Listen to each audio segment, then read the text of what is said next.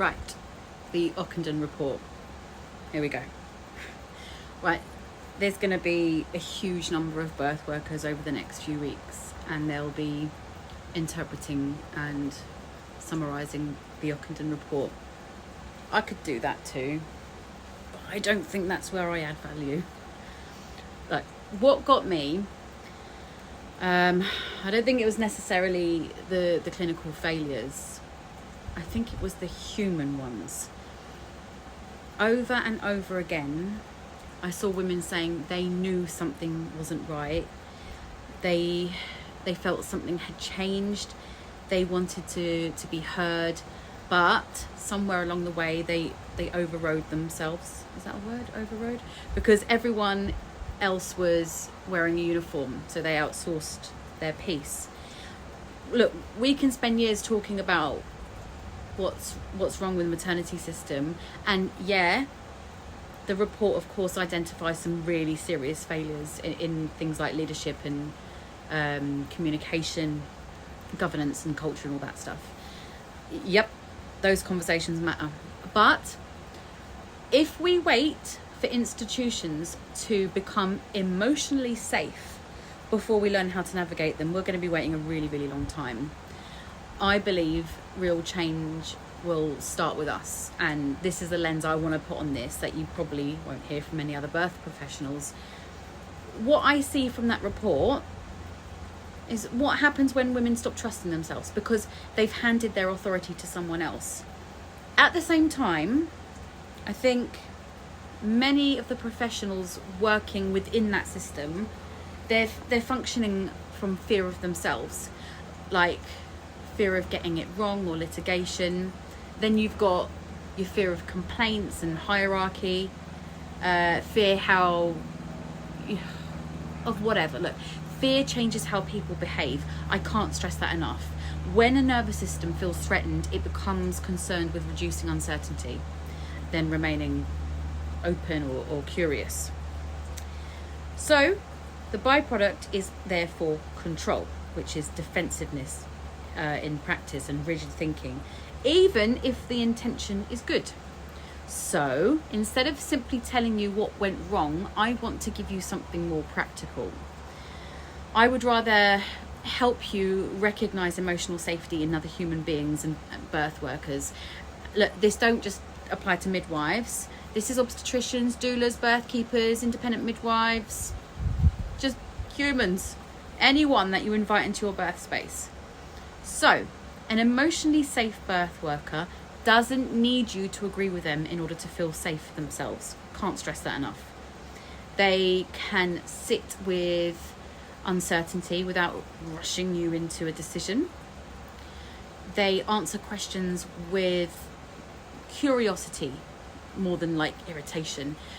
They can explain risks honestly instead of using fear to gain your compliance. They can tolerate being challenged without becoming defensive. They respect informed consent or refusal. If they don't know something, they say it. They apologize when they've made a mistake. They don't need to be the expert because they understand that you are the expert on your own body. So after spending time with them, you will likely feel calmer or clearer or more connected to yourself. You shouldn't feel more flustered or dependent on them. So now let's look at what emotionally unsafe actually looks like, all right? So they might become irritated if you ask too many questions. That's taking that personally for themselves. They dismiss your instincts, and you'll hear phrases like, oh, you're worrying unnecessarily, before they've even explored what your concern is. They will use guilt, pressure or statistics without context to move you towards their preferred decision. This is doulas and midwives alike, okay? They become emotionally colder when you disagree, and they talk more than they listen.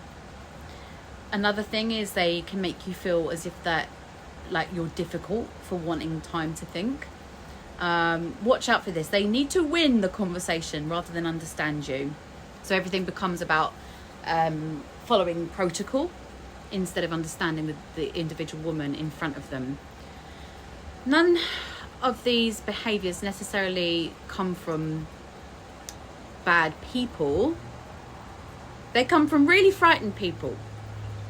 A dysregulated nervous system will always seek certainty and control because it's looking to reduce discomfort as quickly as possible.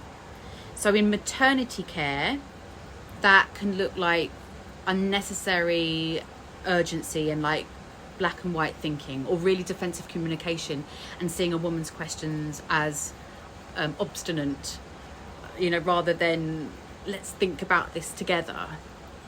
Now, I want to hold the mirror up to you because this is the part that very few people are going to talk about.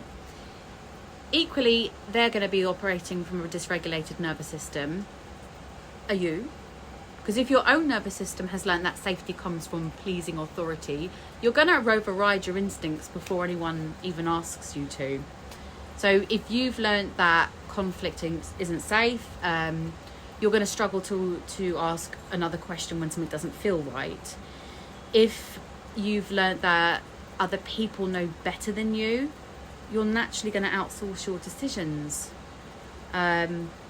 If you've learnt that being liked is more important than being authentic, you're going to find yourself saying yes and acquiescing to a whole bunch of stuff while your body's screaming no. The safest birth worker in the world can't replace your relationship with yourself, my love. Look, the more you understand your own survival adaptations, the easier it becomes to recognise emotional safety in other people. That's why I don't just teach women about birth. I teach women how to recognise fear in themselves and in other people around them.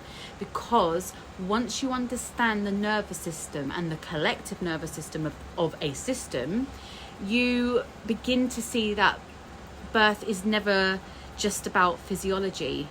It's about relationships and power and trust. And perhaps, most importantly, what about if it's remembering that your intuition isn't the opposite of evidence? It's just another source of information that deserves a seat at the table, I think, don't you? Anyway, if you want more information, please reach out. If you want a one-to-one, join our community, I'm here. There's my 2 pennies worth anyway.